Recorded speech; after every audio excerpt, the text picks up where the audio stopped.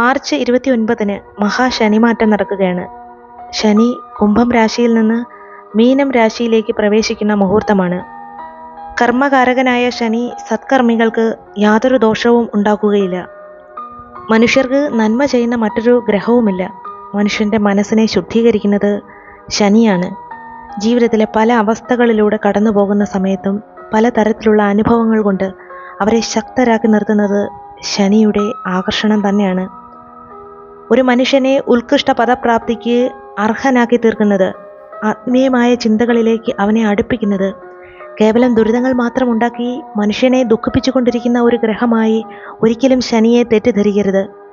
ഒരു മനുഷ്യനിലേക്ക് സ്ഥിര ഉത്സാഹം, ഏകാഗ്രത, അവധാന ബുദ്ധി എന്നിവയുടെ കാരകൻ തന്നെ ശനിയാണ്. ശനി അനുകൂല ഭാവത്തിൽ നിൽക്കുന്ന ഒരു വ്യക്തിയിൽ നിരവധി പരിവർത്തനങ്ങൾ തന്നെ നടക്കും. അത് ആ വ്യക്തിക്ക് വളരെ നല്ല ഫലങ്ങൾ ഉണ്ടാക്കുകയും ചെയ്യും. ഒരു വ്യക്തിയെ പ്രതാപവാനാക്കി തീർക്കുന്നത് ശനിയുടെ പരീക്ഷണങ്ങൾക്കൊടുവിൽ തന്നെയാണ്.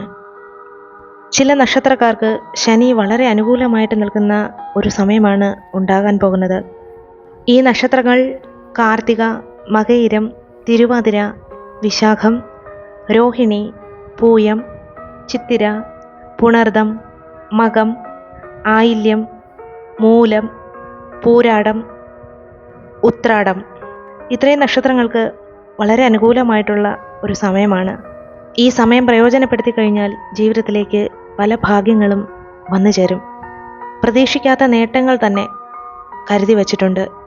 വിദ്യാഭ്യാസത്തിലെ വിജയം, ആഗ്രഹിക്കുന്ന ജോലി, സാമ്പത്തിക അഭിവൃദ്ധി എന്നിവയെല്ലാം നേടാൻ സാധിക്കുന്ന ഒരു സമയമാണ് വരുന്നത്. പ്രയത്നിച്ചു കഴിഞ്ഞാൽ അതിൻ്റെ ഇരട്ടി ഫലം തന്നെ ലഭ്യമാകും.